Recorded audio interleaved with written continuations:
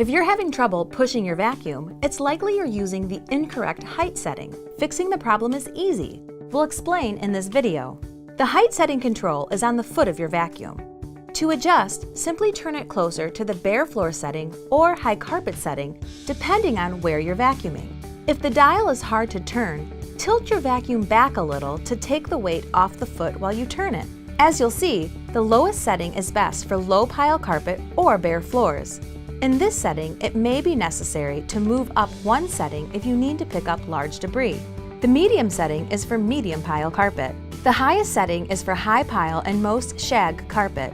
An important tip to keep in mind for best cleaning performance, make sure your vacuum is on the lowest setting that lets you comfortably push the vacuum. Now, find your setting and get to work.